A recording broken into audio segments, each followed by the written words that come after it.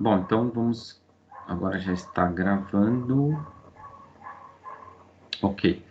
Bom, então, o que eu propus aqui para nós nesse encontro, eu vou mostrar para vocês aqui, ó. Vamos lá. Tem muita tela aqui. Acho que é essa daqui, vamos ver. Acertei. Não repara aí nas abas aí, porque ó, tô fazendo pesquisa aqui e tudo, mas momento de mudança, então faz parte. Bom, encontro 1, todo encontro 1 vai estar lá o link na aula referente ao acesso para a gente se reunir aqui. Tá? Então hoje já vai, a partir de hoje, na semana que vem vai ter outra linha aqui escrito encontro 8, no encontro 1 na aula. Isso é uma coisa que pediram para a gente fazer, então vamos seguir. Já a nossa aula da data do dia 1º, aí apesar de ser verdade, né, não é mentira, é o encontro 7. Então aqui no encontro 7 tem o material que eu selecionei para vocês, ó, padrões, alguns falam GOF, né, o GUF, o GRASP, e aí tem 6 materiais, bastante conteúdo, não é cada um é uma coisa, tá? São complementos aí, em algum momento você se identifica com uma leitura mais didática, então eu reuni assuntos referente ao GOF, que são padrões, né, que a gente vai ver hoje, tá? E já baixei todos eles aqui para mostrar aí para vocês, a gente comentando, e aonde que eu sinalizo aí para vocês, ó, esse ponto é importante para a prova, que são mais conceitos, algumas coisas nessa linha. Fique à vontade aí para interromper ou falar qualquer coisa. Bom, então, diante desse conteúdo, né, vamos lá começar aí por um que eu achei mais interessante, falando de padrões, né, deixa eu só localizá-lo aqui, os arquivos, como eu disse, tem bastante aí. Aqui, ó. Vamos ver se daqui está bem legal. Deixa eu preparar a tela aqui. Isso, esse aqui, ó. Esse aqui para mim tá uma introdução bacana. Tem um barulho aqui, cara. Deixa eu só interromper aqui rapidinho para eu fechar, acho que a janela.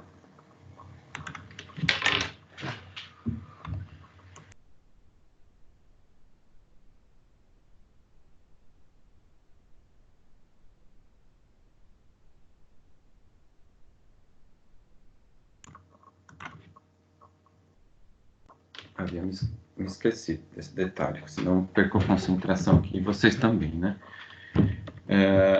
Vamos lá. Então, pegando esse material de introdução, seria interessante vocês seguirem essa sequência aí. Eu vou tentar fazer uma sequência que eu achei mais interessante. Então, esse primeiro material está em PDF. Já vai aparecer para vocês, ó. Padrões GOF. Deixa eu ver se meu microfone está ok. Está ok. Eu até sinalizei como BEST aqui, que seria o melhor material referente a essa nossa aula de hoje, referente ao GUF, GOF, fica a critério. É GOF, na verdade, tá? No linguajar aí do mercado de trabalho é GOF. A gente vai entender o porquê. Então vamos lá. Trata-se de padrões. Percebam que é sinalizado aqui nesse sentido como uma análise de projetos orientados a objetos. Projetos orientados a objetos. É um material produzido pela Braga, ou doutora Rosana, especialista na área, e vai trazer alguns padrões. A gente vai ver que existem vários aí, né? Ela trouxe os principais como introdução, então alguns autores não tão contemporâneos, né, um pouco mais antigos aí, trazendo que cada padrão descreve um problema que ocorre repetidas vezes em nosso ambiente. E então descreve o núcleo da solução para esse problema, de forma que você possa utilizar essa solução milhões de vezes sem usá-la do mesmo modo 2 vezes. Então, a proposta de padrão extraídos a partir da estrutura de edifícios e cidades de diversas culturas, com o intuito de ajudar pessoas a construir suas comunidades com a melhor qualidade de vida possível. Aqui é lógico que é um paralelo. Tá, mas vamos lá. Origem aí dos padrões de software. Então, já em 87, né, começa aí a questão de uma linguagem mais voltada de programação, onde algumas questões aí começam a surgir. Ou seja, para que seguir padrões, né? Por que nós precisamos de padrões? Por conta até da facilidade naquela época, né, no final dos anos 80, um bombardeio, eu diria assim, de novas linhas de programações, novas maneiras, novas linguagens de programação, e não abandonando as linguagens em questão, onde já ocorriam ali, né? E você vê que, percebe-se que em 87 para 92 aí são 5 anos, né? Já começam aí a padrões de análise na modelagem de sistemas. O Peter Coode, aí, que é de 92, traz um padrão, né? Já no mesmo ano aí trazendo alguns estilos padronizados na escrita do código em C, na linguagem C, né? E ainda aí já no meio dos anos 90, ou seja, quase uma década depois, esses padrões começam a ter aí eficiência, ou seja, eles começam a ser adotados como prática de desenvolvimento, principalmente em software orientado a objeto, que eu creio que vocês devem ter já passado aí por essa disciplina de orientados a objeto. Porém, esses padrões, ele traz o quê? A possibilidade de você solucionar com algum problema que você começa a perceber que existe uma certa frequência. Consequentemente, no desenvolvimento de um software, você também vai resolver da mesma maneira. Então, a gente vai ver um pouquinho mais adiante aqui essa fala, né? Por que padrões? E também porque essas soluções em padrões, elas são difíceis de serem elaboradas e podem aumentar a produtividade. Então, um software que não vamos achar que é simples, né? Padronizar, enfim, mas vai aumentar com certeza, isso é óbvio, é muito comum. Observamos, por exemplo, em Java, né? Quem trabalha com Java aí deve saber um pouquinho a respeito, que aumenta bastante, consideravelmente, essa questão de produtividade. E aí, como documentar essas soluções de forma que outros desenvolvedores menos experientes possam usá-las? Essa é uma questão de reflexão, vamos falar assim, para quem está na área ou está querendo entrar na área, né? Perceba aí que parece-me que, assim, eu tive, não posso falar só por mim, mas a experiência não só minha, mas de colegas que estavam iniciando o desenvolvimento em programação, acabam se deparando com essa situação. Então, às vezes as pessoas mais experientes, na época, né, não recentemente, na época que eu falo aí na década de 80 para 90, não, de 90, no início da década de 90, quando eu me formei, a programação ela era muito fechada, as pessoas não tinham essa... E quando tinham essa expertise em solucionar problemas com padrões, né, eles não conseguiam entender que eles já estavam fazendo isso. E porque a prática não tinha chego ainda no Brasil, essa questão de padronizar, né? Então, é uma discussão. Hoje em dia, sabemos que existem os padrões e essa pergunta, ela ainda existe. Ou seja, você que vai começar aí na linha de programação vai se deparar com isso frequentemente. Então, é uma discussão onde como documentar essas soluções, né? Um exemplo que eu gosto muito de fazer, de apresentar, é o GitHub, no sentido daí utilizando o pessoal que trabalha com Java, que não deixa de ser uma plataforma de compartilhamento de soluções, né, de padrões. Então, ali é um exemplo muito prático, considerado como fundamental no currículo, né, você ter ali eles consideram como uma parte do teu currículo, uma comprovação, desde que você contribua, né, compartilhe esse conhecimento. Então, percebam que já tem resposta para isso. Então, é um grupo pequeno, tá? Inclusive, quem está na Oracle trabalhando com Java, eles têm essa linha de raciocínio. Olha, você só entra aqui, cara, se você fizer algo para a comunidade. Mostrar que você consegue padronizar, né? A gente vai ver um pouco, talvez, aqui na prática, não sei se está nesse material, mas em outro material, acho que já vai trazer um pouquinho. Bom, então, por que padrões, né? Então, padrões de software, aí descrevem soluções para problemas que ocorrem com frequência. A gente já viu, ok. Quais são as vantagens? Aumento de produtividade, de novo, olha, isso aqui é questão de prova. Quais são as vantagens de padrões em software? Aumento de produtividade, uniformidade na estrutura do software, aplicação imediata por outros desenvolvedores, como eu citei o exemplo agora, redução da complexidade, ou seja, você tem blocos mais reduzidos e, porém, muito mais construtivos. Então, olha aí, ó, anotem aí. Então, nós vamos então aqui entender aqui o padrão de projeto, JOF, onde traz um catálogo aí, né, de critérios de classificação. Então, isso daqui é desde o momento da criação, da estrutura e do comportamento das classes, dos objetos interagirem, a distribuição de responsabilidades, chamando, né, outras classes, isso falando de orientados a objetos. Então, é um catálogo aqui, traz aqui dois critérios, que é o propósito, que reflete o que o padrão faz, e o escopo. Ou seja, o escopo, a classe, por exemplo, trata do relacionamento entre duas classes e subclasses, herança e relacionamento estático. E objeto, que lida com a manipulação dos objetos, que podem ser modificados em tempo de execução. Que dentro de uma linguagem, quando vocês assimilarem qual é a linguagem que seja, mas eu gosto muito de frisar no Java, né, que são as classes públicas, enfim, que você pode entender que ela trata de um critério de classificação voltado para o escopo. Então, é preciso entender o padrão de um projeto. Bom, olha aí, o Gang of Four, ou seja, eram 4 autores, né, que foram apelidados aí, como Gang, né, dos 4. Então, são autores desse livro que traz esses padrões. Deixa eu ver se tem mais alguma coisa aqui. A gente vai ver, acho que tem outro material que fala um pouco mais, fala não, está escrito um pouco mais sobre esses caras aí. Opa. Então, continuando aqui.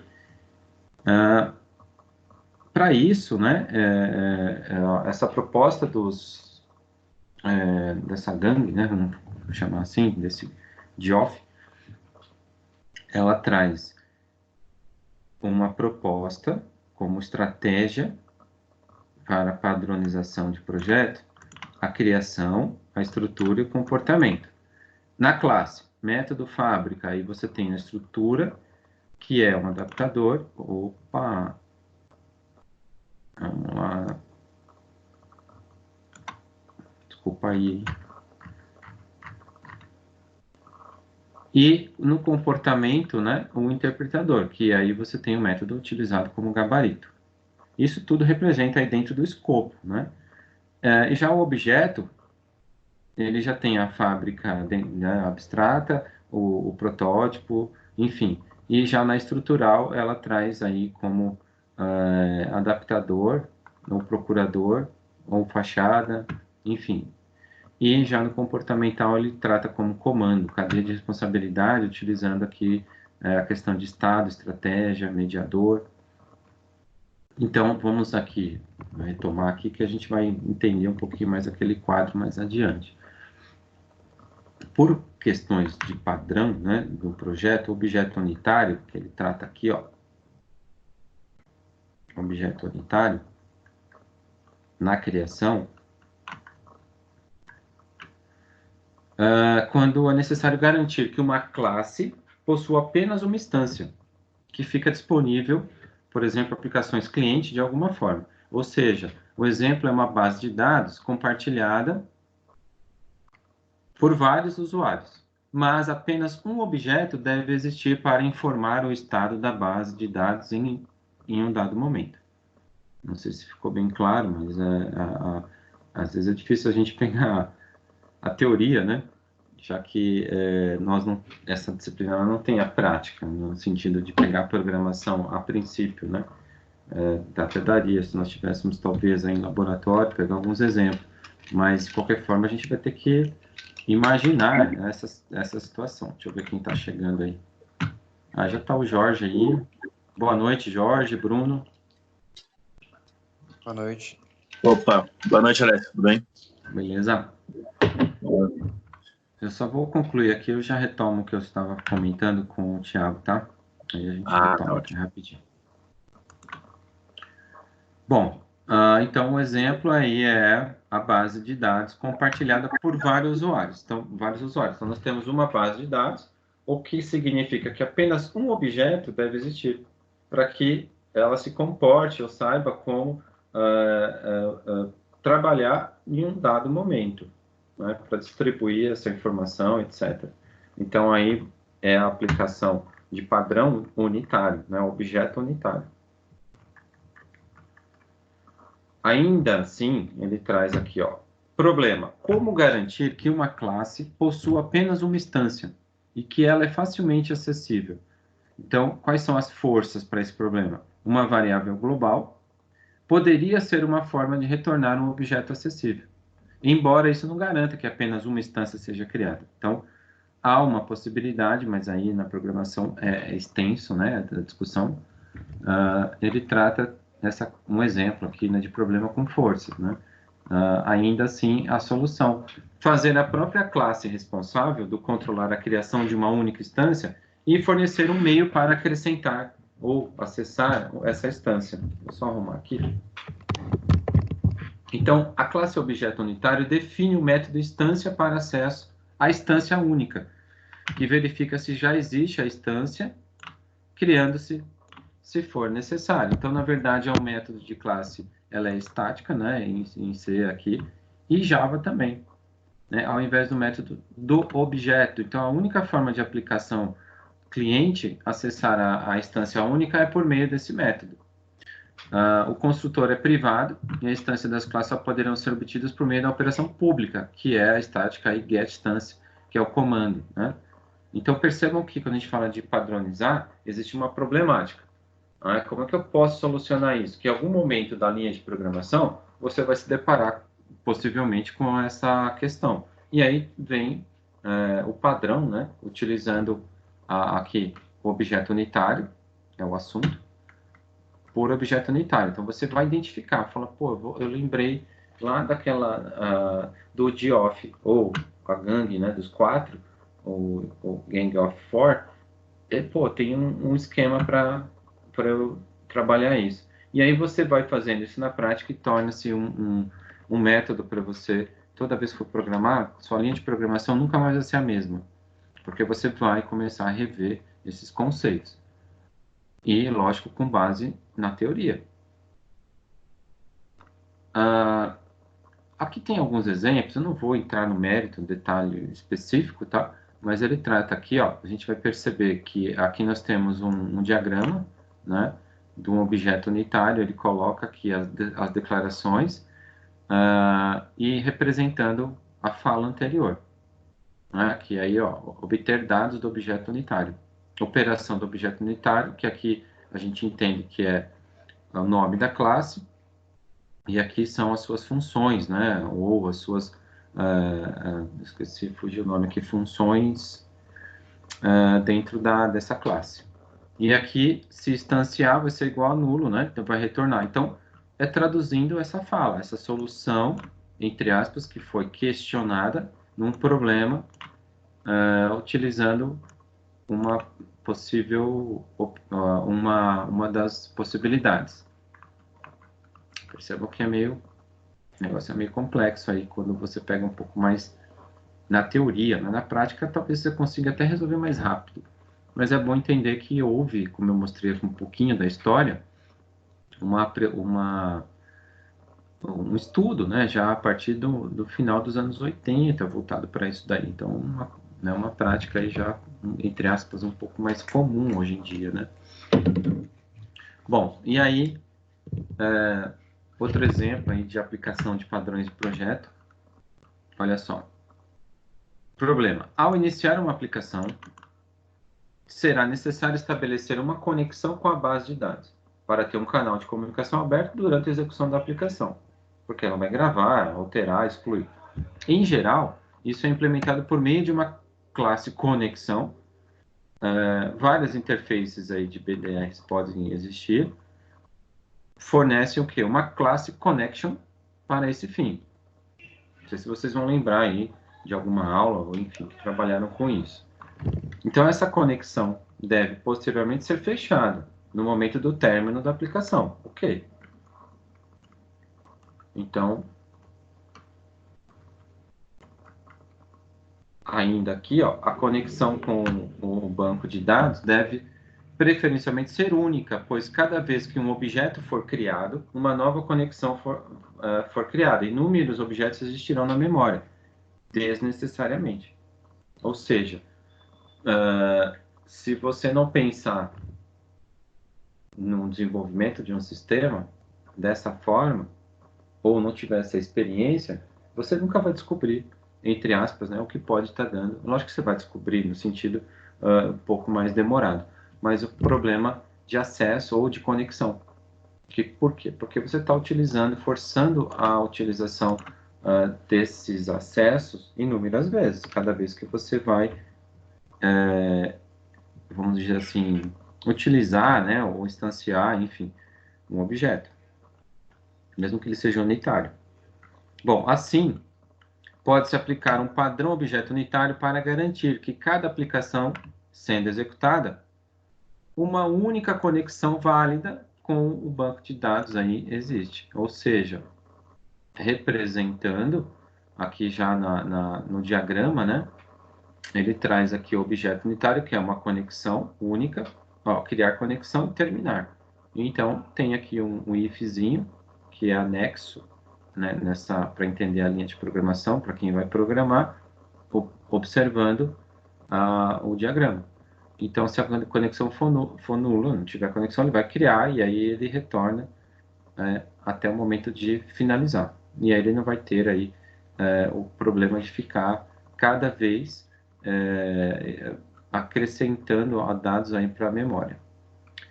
Bom, aplicando a camada de persistência, no caso, utilizando aqui ó, uma base de MySQL, ele traz aqui um ponto de acesso, aí, um ponto de conexão. Deixa eu ver se consigo reduzir aqui. Aqui, ó. Né, sabemos que o que está em verdinho aí são comentários, né? Dentro da programação. E aí ele traz o exemplo aqui, ó, do banco de dados, onde o pool de conexão com a base de dados ela é feito no modo privado e traz também uma referência única aí, ó, dessa classe. Ó. Aqui está o objeto único. Ó. Não? Então, ele vai construir aqui a conexão e ainda verificar, né, no que tem que ter a necessidade, se essa ainda não foi criada, faz parte, senão ele não vai criar, para não ficar repetindo, né, e acontecer como no contexto anterior. E aí ele finaliza, que são finalizações tradicionais, aí, caso tenha mensagem de erro, né, enfim.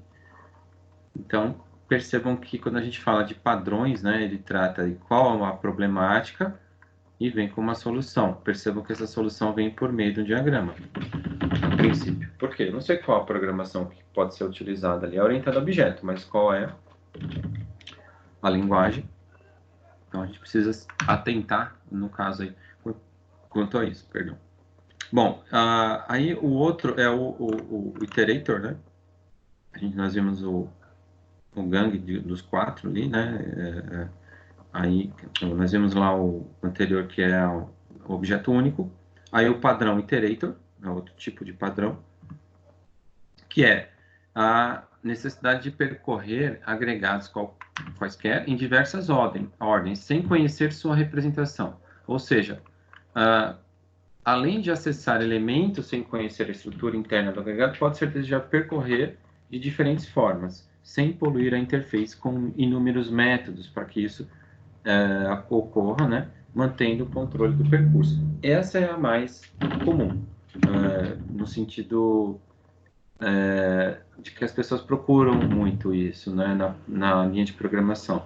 Então, algumas pessoas, no bom sentido, invadem aí ou trazem algumas ofertas, né, para as empresas, mostrando que é possível agregar de formas diferentes aí, ó, sem poluir a interface com alguns números de métodos, mantendo o controle do percurso, motivando,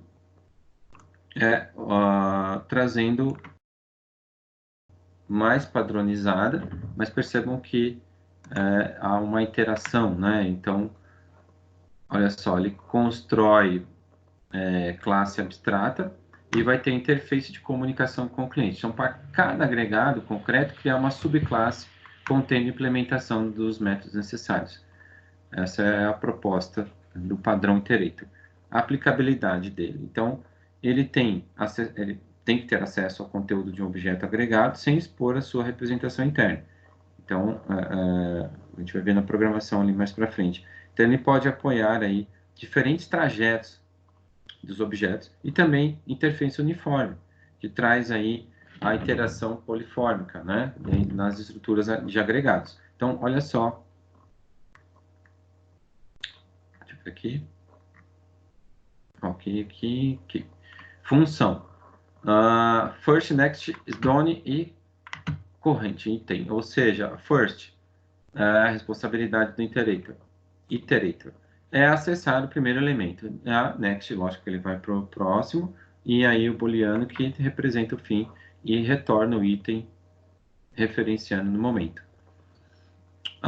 Ainda trata aqui, ó, um padrão de projeto, utilizando aqui, ó, a relação entre eles por meio do cliente, utilizando as suas funções, né? No exemplo 1, deixa eu voltar aqui. Isso, retornando aqui o concreto. Aqui ele já tem uma interação com alguns relatórios, enfim. Mas no exemplo 2 fica um pouco mais interessante aqui, ó.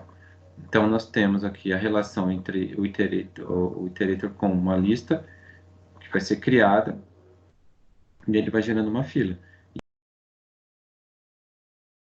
A inserção apresentar uma nova fila, um novo documento.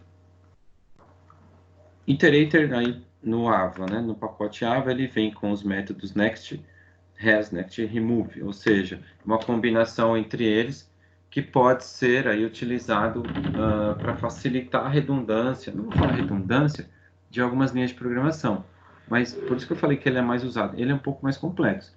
Percebam que ele dá algumas opções de métodos para serem utilizados na programação, principalmente no Java, que vai além só do next. Né? Fica uma coisa para que você não tenha, vamos voltar aqui, ó, dentro da sua responsabilidade, uma repetição ou um padrão diferenciado tratando de objetos agregados. E aí, como que é a representação na sua estrutura? Mas vamos um pouquinho adiante aqui, ó. Olha aqui, ó. O uso dele, pegando um exemplo da linha de empréstimo que ele está utilizando, ou considerando que ele quer aí saber a data de hoje, por exemplo. Então ele cria ali uma utilização do iterator. A data de hoje ela é representada por new data, enquanto olha só o hasNext aqui, ó. O i, né?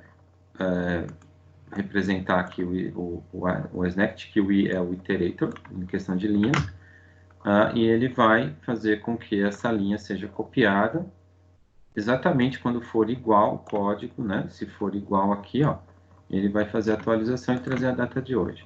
Então, essa mesma ideia de programação, se a gente pegar um tempinho atrás, ela poderia ter, em vez de linhas que tem aqui, considerando os colchetes aqui, ela deveria ter no mínimo 100 linhas, né, para fazer mesmo raciocínio.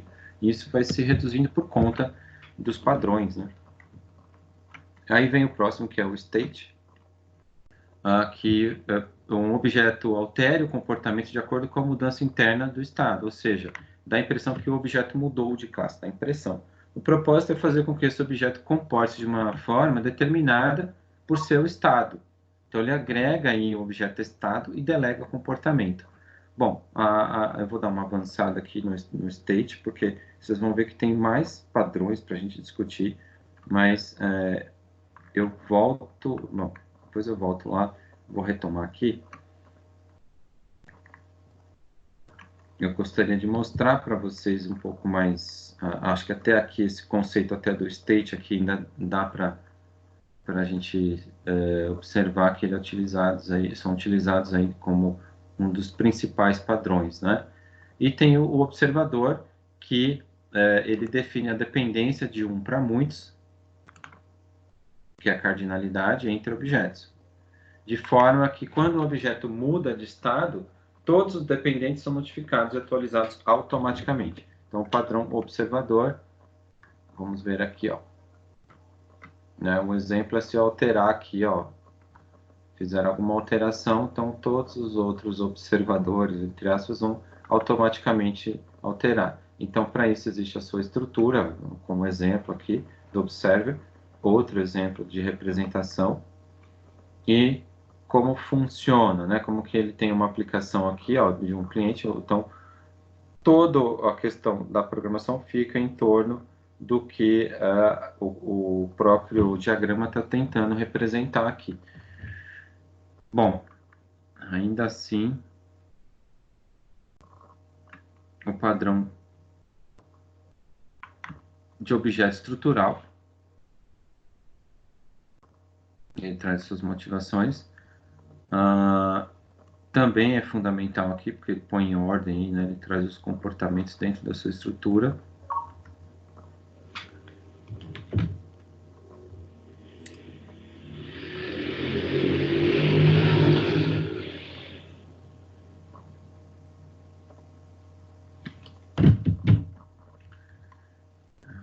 Vamos aqui, e aqui um exemplo de código tratando, talvez aqui não seja ideal para a gente poder dar uma analisada, mas aqui, ó, os nós e o método composto, como eles se comportam dentro de um padrão de projeto, né? Então, você tem o programa principal e as classes, os objetos, aí você tem uma alteração já na linha de programação. Então, esse documento aqui, ele trata dessa questão voltada aí para os padrões da Gang, né? E eu vou retomar agora só um pouquinho antes de ir para o próximo material.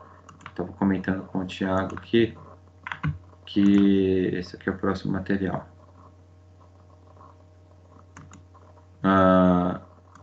Deixa eu ver quem que está aqui presente aqui. Bom, só vocês aqui.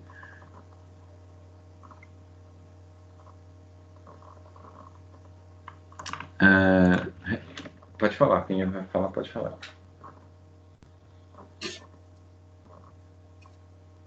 Tá me ouvindo, Alex? Oi? Tá me ouvindo? Estou ouvindo, pode falar. Não, só para me situar, isso aí já tá no Lava? Então, eu dei uma pausa agora só para falar sobre isso. Então, esse material está, vou mostrar aqui para vocês, ó. Aqui no... Vai aparecer aí para vocês, ó. No encontro 7, tem aí 6 conteúdos. Não é cada um é diferente do... Cada um é um assunto, não. São complementares entre si, falando de 2 tópicos principais, são padrões aí, o DIOF e o CRESP, tá? O RESP, que é a abordagem de hoje, e a gente, teoricamente, vai começar a analisar, nas 2 próximas aulas, uma revisão do que vamos retomar, eu vou retomar aí do princípio, né? Quais foram os conteúdos que nós vimos aí, e esse aqui, teoricamente, é o nosso último conteúdo novo, vamos falar assim, antes da prova. Uma vez que teremos mais 2 aulas até então, para o dia 20, que começam as provas. Isso é o que está programado, né? Vamos pensar que tudo ocorra dessa forma, ok? Ah, tá joia. Tá bom? Então, outro material comentando, trazendo o quê? Padrões aí da gangue dos 4, né? Autores. E também, olha só, de uma outra maneira, um pouco mais didática, enfim. Padrão de projeto, entendendo que eu volto a falar, sinalizando, olha, isso aqui é mais importante para a prova. Qual o conceito, né, de padrão de um projeto? Ele é uma solução comprovada para um problema recorrente no desenvolvimento de software orientado a objeto. Então, anotem aí, ó, isso daqui é uma questão muito importante aí, o que é o padrão de projeto, né? Tá? Então, mais especificamente isso, do que vocês a gente pegar um exemplo, eu pegar uma linha de programação e pedir para vocês executarem um padrão. Não está dentro da nossa disciplina isso. Eu quero que vocês conheçam o conceito. Saibam que isso pega bem firme no mercado, isso daí de trabalho. Para quem está no mercado sabe o que eu estou falando. Porque o pessoal, às vezes, na prática, vai muito nessa linha. Mas aí, como a nossa aula não é foco de prática, mas isso aqui é importante para a prova. Bom, aí ele retoma, né? Isso que a gente já viu, né? Por que usá-los, né? Os padrões, né? Porque você traz aí uma solução bastante reutilizável e além ele fala codificar o conhecimento existente, mas eu diria que ampliar, né? A consciência da programação. O cara sentou lá, fez um programa, funciona perfeito. Aí vem um outro programador, refaz aquela programação com a metade da linha existente dentro do sistema. Ele vai ser um pouco mais eficiente, tem uma certa, eles falam de elegância, né? Mas enfim.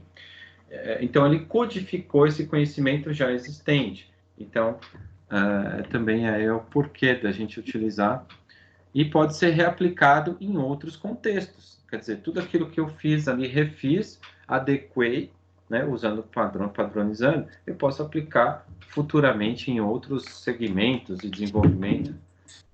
Então, para isso que serve a padronização, né? A princípio, tá? Então, vamos aqui, só esse material é um pouco mais enxuto.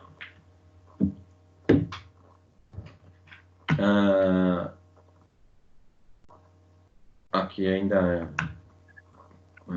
quando documentar um padrão, né? Logicamente, quando você encontrar muitos problemas que começa a, opa, peraí, eu tenho alguma coisa aqui redundante, ou alguma coisa que está demorando para executar uma conexão, alguma coisa que começa a pegar um pouco na questão problemática. Então, você começa a perceber.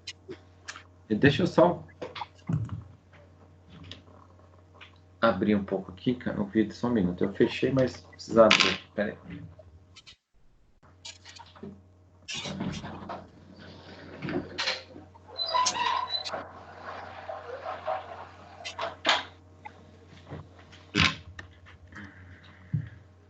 Tá, obrigado. Aqui a gente prepara o ambiente, mas começa a ficar quente, tá sem ventilador aqui, a gente começa a suar já aqui.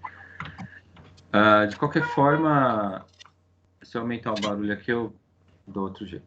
A origem, aí, como eu falei, começa a aparecer um pouco mais da história. Então, percebo que os materiais se complementam. No material anterior, ele não vai muito a fundo, né, na origem, e falando que existia aí os designers, partners, né, que seriam as pessoas que desenvolveram aí meados no final da década de 70, o Christopher Alexander. Ele escreveu 2 livros aí, o Partner Language e também o Timeless, voltado para essa construção de programação. Então ele trazia o exemplo e o uso que ele tinha, um raciocínio para documentar os padrões. Olha aí, onde o cara foi. Ele escreveu exemplificando como ele fazia o raciocínio lógico para ele documentava essas alterações, são os padrões. Isso já no final da década de 70, né?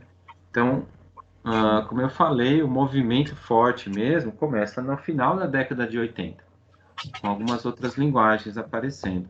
Então, isso é um fato interessante. Então, ele estabelece aqui algumas características de uma questão aí de padrão, que você já deve ter cansado de ouvir falar: encapsulamento, generalidade, equilíbrio, abstração, abertura e combinatoriedade. Ou seja, o D-Off, ou Gangue dos Quatro, já em 95, são 4 profissionais aí, eles lançaram o livro Design Partners. Percebe que faz parte de uma leitura anterior deles, né? Eles têm uma referência aí para poder fazer isso. Não inventaram isso do nada, né? E esses padrões aí começam a ser desenvolvidos e aplicados quando você tem a necessidade de qualidade e melhores resultados em orientação a objetos. Então, aqui é só complemento do que eu falei anterior, que às vezes fica um pouco ali. E aí, olha só, um repertório de soluções, ainda no padrão de off, que ajudam os desenvolvedores a criar software. Então, eles são codificados em um formato estruturado, que nome, problema que soluciona, solução do problema. Olha só, nome, descreve a essência do padrão. Problema, descreve quando aplicar o padrão e em quais condições. E a solução é a descrição abstrata de como usar as classes e objetos para solucionar o problema, né? E ainda pode ter o quê? Mais diagramas, né? Percebam que a problemática ela vai ocorrer e o método do Geoff, né? É que vai ser interessante essa aplicação aí. Então, aqui está um pouco mais didático esse material, né? Para entender o padrão aí da gangue dos quatro aí, né? Então, ele trata aqui 3 itens básicos, né?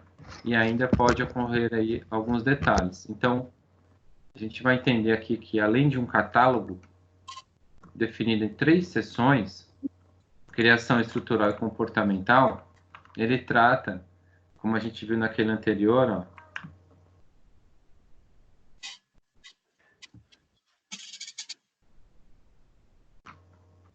mesmo quadro,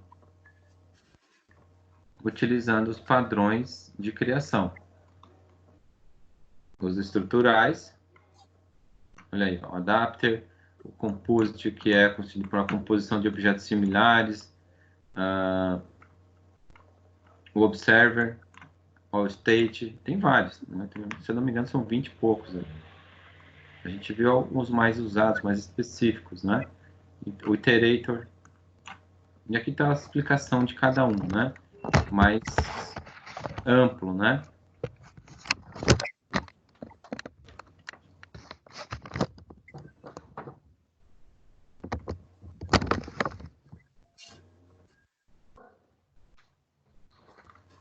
Vamos dar uma avançada aqui, ó. Relacionamento entre os 23 padrões clássicos, ó. Esse desenho que vocês estão vendo aqui, ele é muito comum para quem estuda aí, ou para quem trabalha e precisa entender um pouco mais de padrões, tá? É para entender a rede, né, dos padrões clássicos aí, como eles funcionam e dependem um do outro. Isso é um ponto interessante. Aí ele vai falar, aí ele vai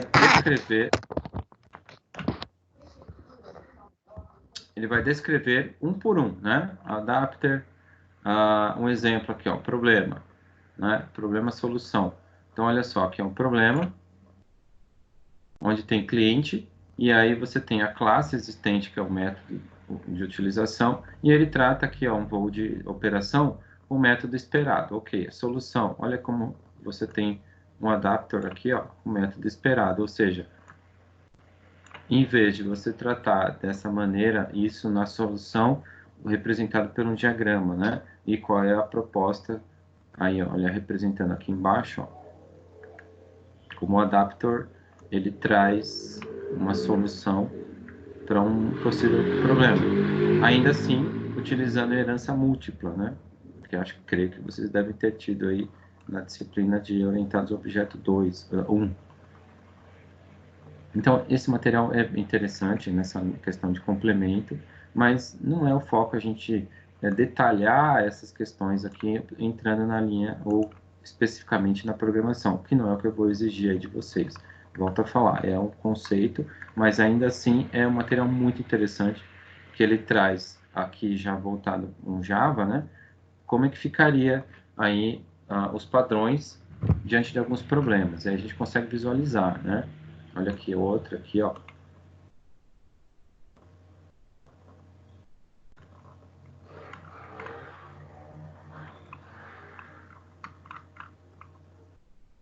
E aí ele até diz aqui onde encontrar os adapters aí quando se for necessário. Aí tem o faça D, face, né, faça D, que trata de uma maneira um pouco mais estrutural, né, o cliente, só que aí ele cria um sub, né, vamos dizer, onde ele vai ser o cara que recebe essa responsabilidade, porém ele delega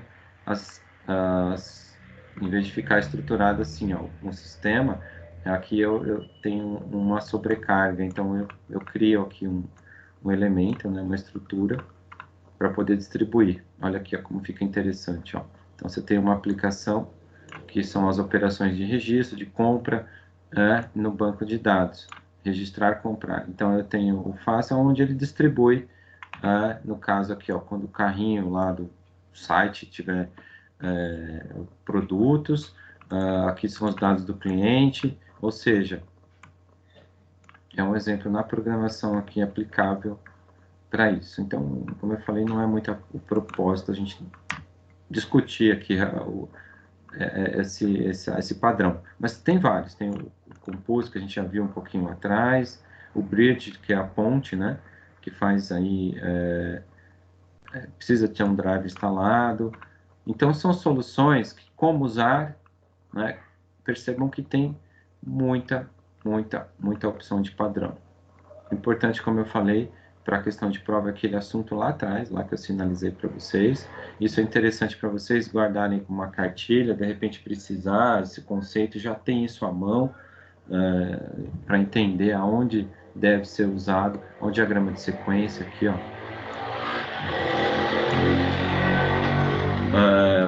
Então percebam que assim, o foco não é entrar na linha de programação, é pegar um diagrama, que o diagrama de sequência é o observer, né? Então percebam que os diagramas, como parte do documento, quando nós tivemos as aulas lá de análise de sistemas 1 e 2, acho que essa disciplina, análise de sistemas, a gente viu diagramas, né? Diagrama de classe, caso de uso, de estado, de sequência. Para quê? Para que eu consiga escrever esse cara da melhor forma possível. E é por meio do diagrama que eu vou alterar, que eu vou enxugar, né? Na prática, as pessoas às vezes não veem isso, né? Essa questão aqui do diagrama. Eles vão direto na linha de programação, dependendo do raciocínio. Aí a pergunta é, como que eu vou registrar isso, esse padrão? Então, a pergunta, na primeira fala que eu comecei aqui, era essa questão. Como passar isso para... se eu tenho essa experiência, como é que eu vou pegar esse meu raciocínio, esse padrão, e ensinar para quem está começando? Aonde que eu vou ter isso daí? Então, é uma prática que tem começado a ser bem rigorosa, aí, né? Bem exigida dos profissionais da área. Ok, então, Mediator, e aí vai.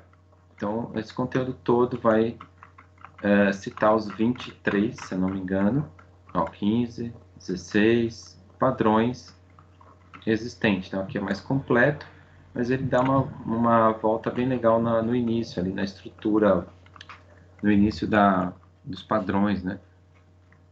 Então, é o 23, que é o visitor. Cada um tem o seu dentro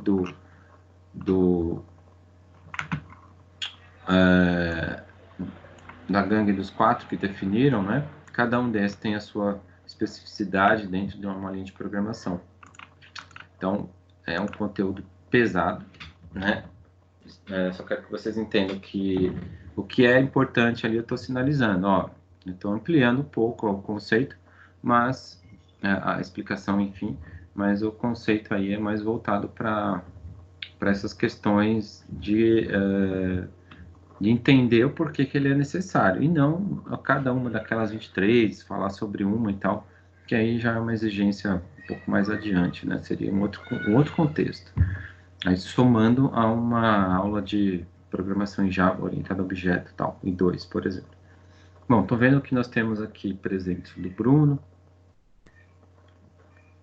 Felipe, o Damásio, o Jorge e o Thiago já estavam desde o começo.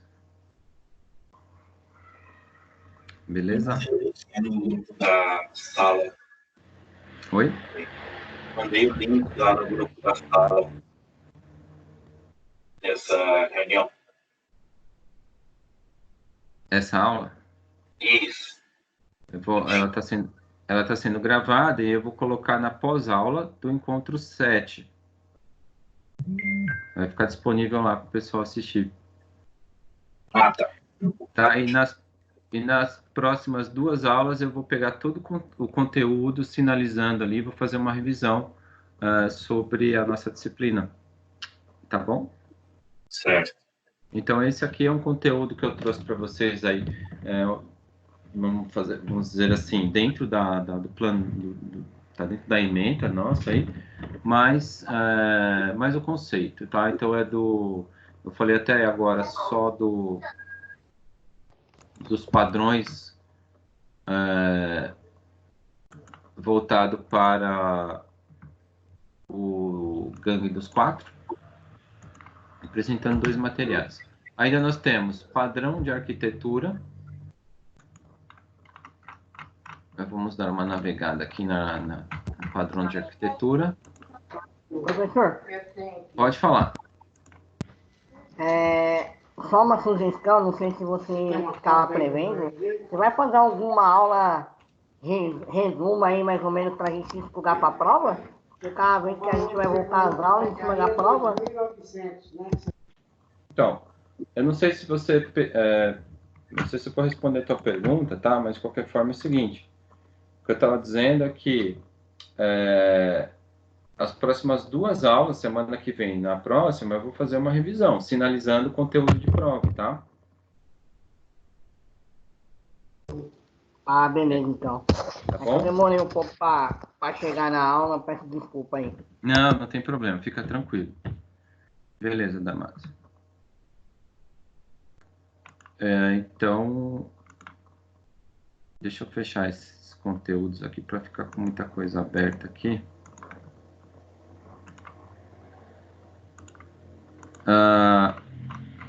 Deixa eu mostrar esse aqui também, ainda da gangue dos 4, vamos falar assim, que tem os padrões aqui está no Word, vai aparecer aí, aqui ó, né? Olha aí as especificações, né, a categoria de cada um, mas é só complementar, aqui eu não vou nem entrar no mérito, aqui é para vocês, quem quiser se aprofundar um pouco mais, mas é repetido ali, tá? Ali já está abordando todos os padrões, mas está lá no material para vocês esse carinha aí. Então, deixa eu já tirar aqui, ainda falando do gangue dos 4, né? Bom, e aí nós vamos para o GRASP, né? Que é outro padrão. Deixa eu só achar o material aqui, ó. Aqui, ó, achei. Outro padrão, né? Falando em desenvolvimento de sistemas. Não é esse aqui, peraí.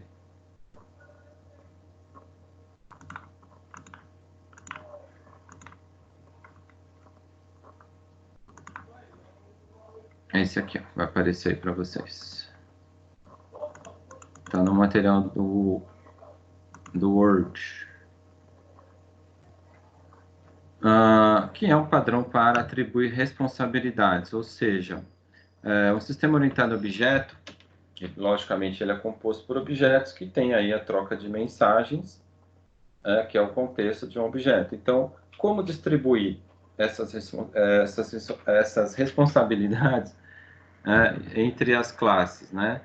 Então, essa questão de distribuição traz aí a possibilidade de atender, né, algumas fragilidades possíveis no sistema.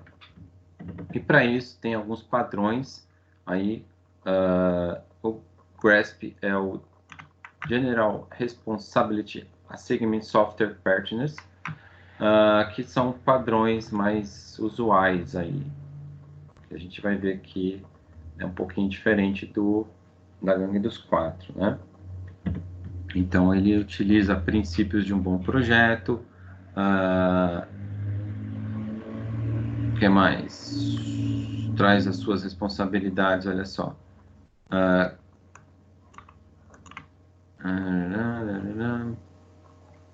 Uma venda tem a responsabilidade de criar linha de detalhe, granularidade. Mais uma aqui, ó.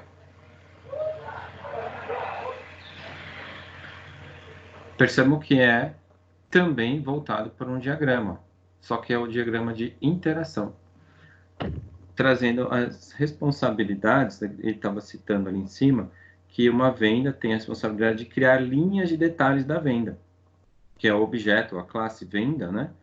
Ele deve criar, né, uma linha. Então, o diagrama aqui indica que objetos de classe venda têm responsabilidade de criar linhas, né? Então, conforme o padrão, cada padrão descreve um problema que ocorre frequentemente. A gente já viu isso. Ou seja, isso aqui a gente já viu. Ele mantém aqui o significado. Ok. Ainda assim, ele volta um pouquinho na história, que a gente já leu aqui. Vamos adiantar um pouquinho.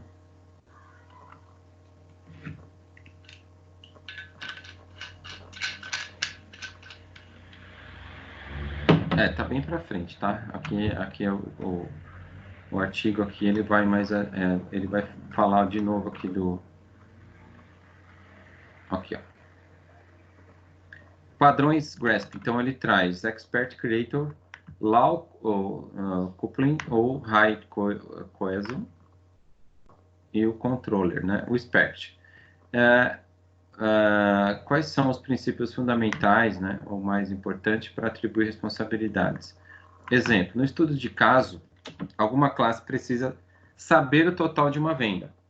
Podemos fazer isso então de uma forma onde quem deveria ser responsável pelo conhecimento total de uma venda? Então, o expert ele vai escolher uma classe para atribuir dessa maneira. Aí já no modelo conceitual, que aí é uma espécie, eu chamaria de modelagem, né? Mas aí ele chama de conceitual dentro da modelagem, onde a venda com data e hora, a linha de detalhe da venda tem a quantidade e especificação do produto, que é a descrição, preço e a unidade aí, onde tem o seu relacionamento, ó. 1 para N aqui, né?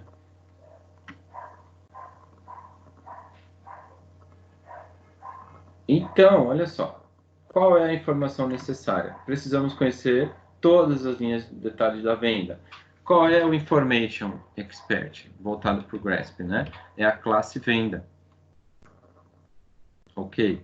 Onde o diagrama vai ter uma nova representação utilizando a colaboração do diagrama de classe, olha só. Total de venda, ele sempre vai criar um método, olha como ele ficou aqui, ó, data e hora e o total. Porque a proposta, se a gente entender aqui, ó, no exemplo, era trazer, cadê?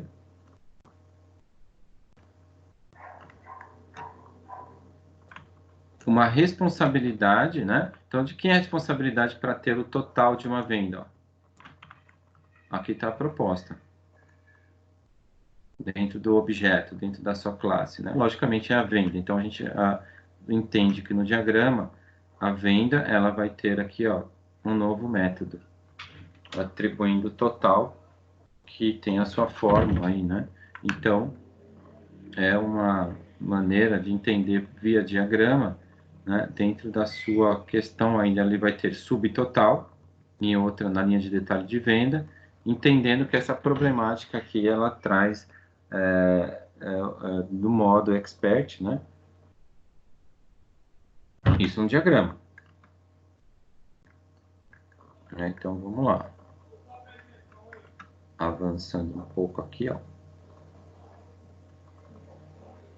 Acho que ele trata aqui que o resultado final é diferente do mundo real. Porque no mundo real, uma venda não calcula seu próprio total.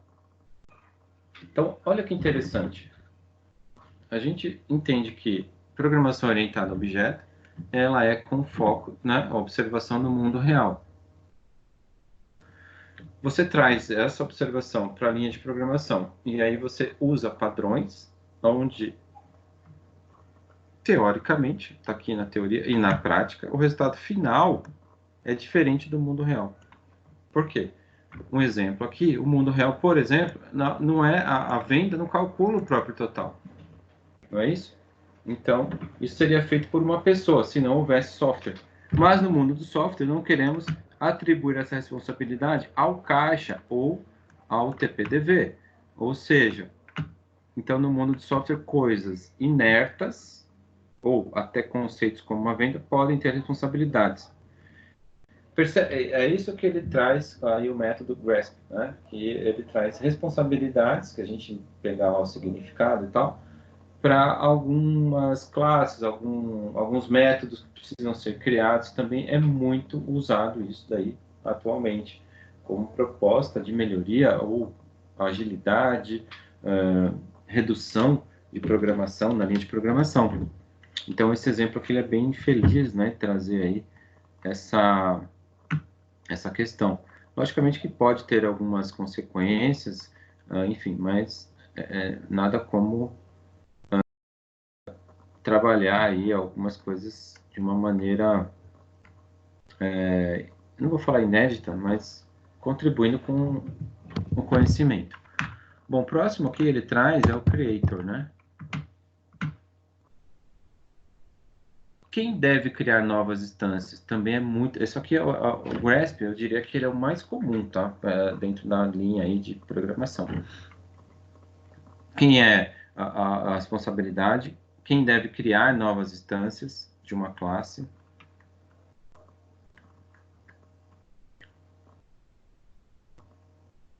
Ainda assim, no detalhe de venda, ele vai trazer um exemplo aqui para a gente observar no diagrama.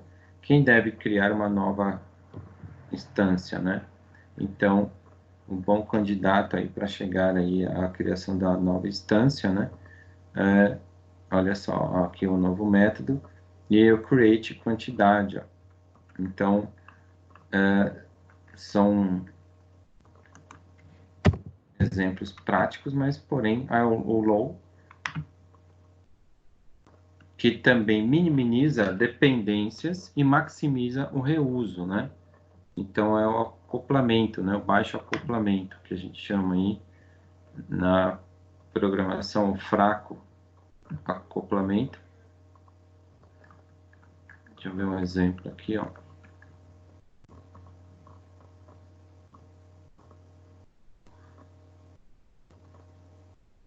Criar o pagamento com venda e associá-lo à venda. Então, que é aqui uma maneira de você ter uma forma de pagamento adicionando ele à venda. Então, o resultado você tem aqui, ó, uma nova, né, opção com pagamento. A discussão,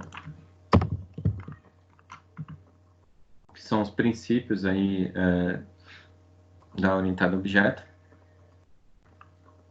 utilizando subclasses, e aí o exemplo aqui, ó, são alguns acoplamentos também, que ele trata aqui um exemplo de uma publicação da mensagem do tipo X, o código, ele viria aqui, e se a interface de dados mudar, terá que mudar mais códigos. Então, aqui é um exemplo, utilizando a linguagem, né, de como utilizar aqui a discussão. Deixa eu ver aqui, ó. Aqui não dá, porque ele está usando a linguagem aqui. Deixa eu ver se esse daqui, ó. Código não mostrado. Agora vamos para os problemas. Então, ele trata aqui, ó. Esse daqui é um exemplo simples, prático, de uma classe aluno, que tem aí nome, matrícula, e ele vai pegar o nome, né? E vai armazenar a matrícula, ponto final. Ok. E você tem a opção de criar uma lista ordenada aí pelo nome. É isso? Lista de alunos. Não. Deixa eu ver qual que... não é pelo nome. Lista ordenada pelo aluno. Então, cada vez que eu vou adicionando aí um novo aluno nessa classe. Então, ele vai criar aqui a lista ordenada, tratando adequando o tamanho, né, para esse registro, ou para esse banco aí. E aqui ele economiza, ele vai chamar numa outra, olha aqui, aluno X, ele está criando aqui. Aqui você não tem mais o código, porque ele está utilizando já dentro das condições anteriores e criando aqui, como eu falei, não vou entrar muito no mérito da programação, porque eu não sei o que está tratando especificamente, mas dá para a gente entender que ele tem uma redução de código. Então, ele trata a solução de uma maneira um pouco mais padronizada, e aqui ele mostra no exemplo, tá? Então, fica a redução da linha de código utilizando algumas opções.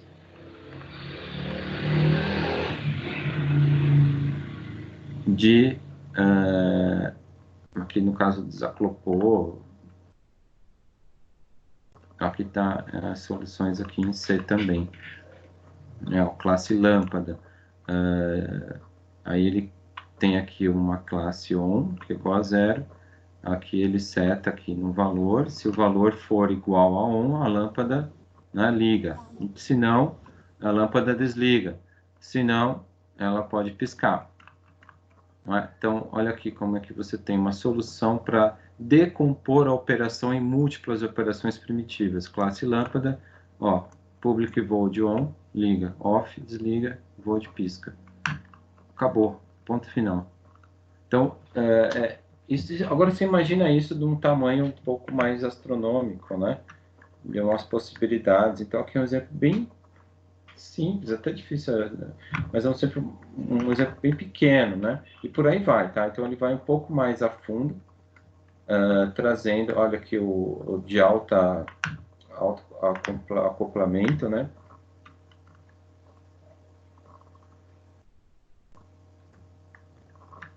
De alta coesão, né? Que é um pouco mais complexo, tá? Então a gente tem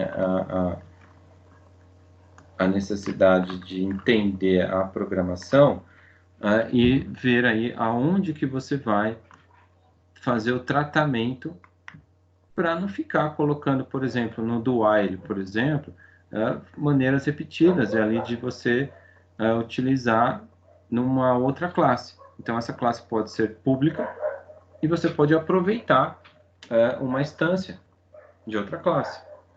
Então, é uma ligação que você pode trazer para economizar e trazer a produtividade, enfim, algo positivo para essa programação.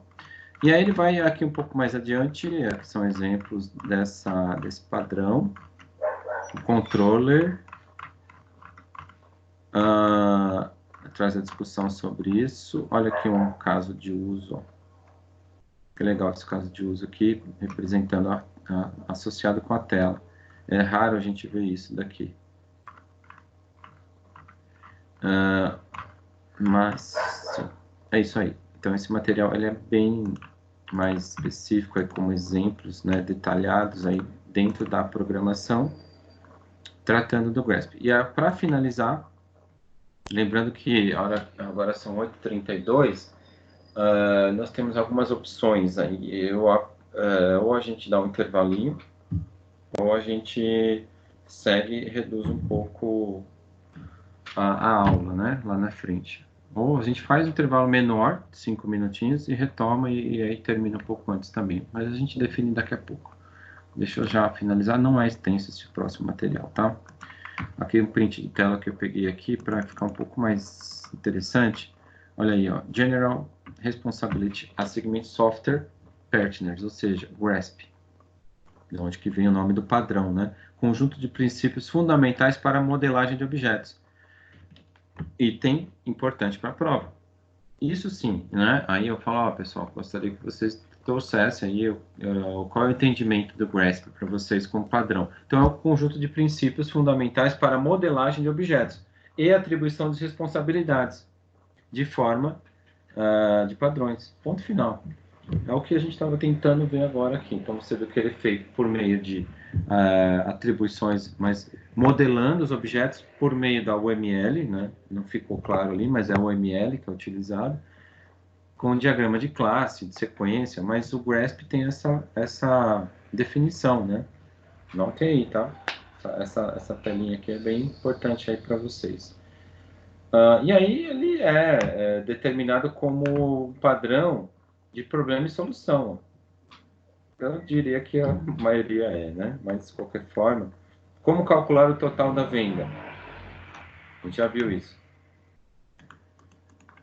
Né? Como calcular o total da venda? Então, a proposta é acrescentar o total aqui, ó, em venda, que é uma responsabilidade. Então, está aqui a publicação, né, o retorno total, e ela foi feita aqui, ó, publicado Money Get total, e a representação dessa problemática aqui, ó, e a representação também, como que não deveria ser feito, e trazendo a proposta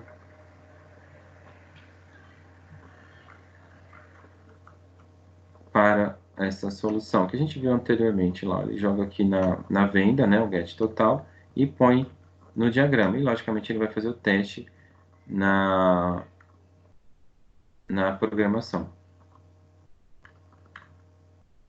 Quais são os benefícios e problemas? Que você pode manter até o encapsulamento, comportamento distribuído entre as classes. E é isso. Então, aqui finaliza esse material dos padrões que eu gostaria de ter apresentado aí para vocês, do GRASP e da gangue dos 4, né? Um novo conceito, né? Um novo item para a gente discutir. Mas, sei lá, alguém já trabalhou com padrões aí? Conhece alguma coisa? Pode ficar à vontade para falar aí. Eu trabalhei no Bradesco um pouquinho. Na verdade, tinha mais treinamento de design patterns. Tá. Aí era tudo implementado lá nos padrões, né? Você conhece, né, a forma de trabalhar do Bradesco, né? Qual que você estava usando lá? Qual linguagem?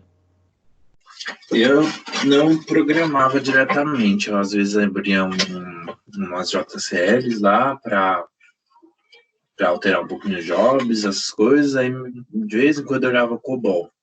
É isso que eu ia falar, funciona bem para COBOL lá no Bradesco, isso. Eu conheço um professor amigo meu que trabalha lá em projetos, né? São projetos, não é contratado, mas CLT. Ele pega um projeto só em COBOL. E aí ele tem que fazer muitos diagramas e tal, e ele está comentando sobre isso.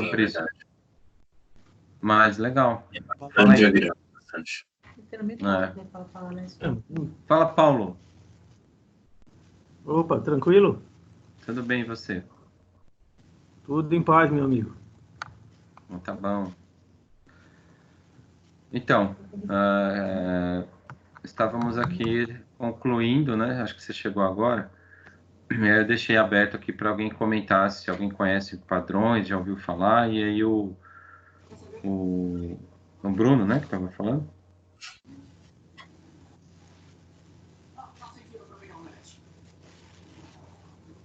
Oi. Bruno, você que falou que trabalhou no Bradesco, né? Isso, trabalhei Legal. no UDS. Então, estávamos aí meio que abrindo um bate-papo aí, né? Porque é um pouco, não vou falar pesado, mas é muito teoria, né? Na verdade, a gente vai daí para frente retomar nesse sentido, para a gente ver algumas discussões aí dentro dessa teoria aí, né? Que nós acabamos de ver, né? O que que se trata? Eu trouxe para vocês aí como eu disse, voltado da ementa, né? Da proposta da disciplina, esses padrões aí. Ainda tem um padrão de arquitetura, tá? Que eu não vou nem entrar muito no mérito, para a gente não aquecer muito aí os neurônios hoje.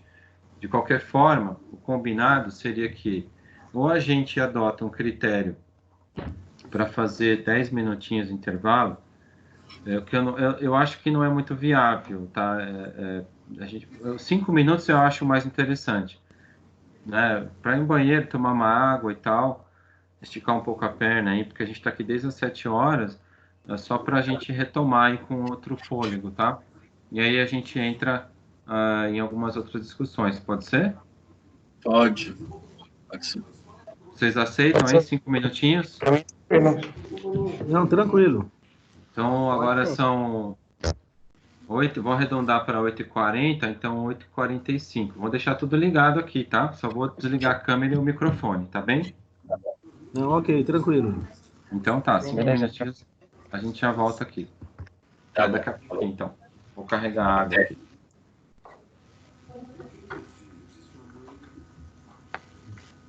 Vou lá no quarto, ouvir lá. O computador, vou lá no quarto, eu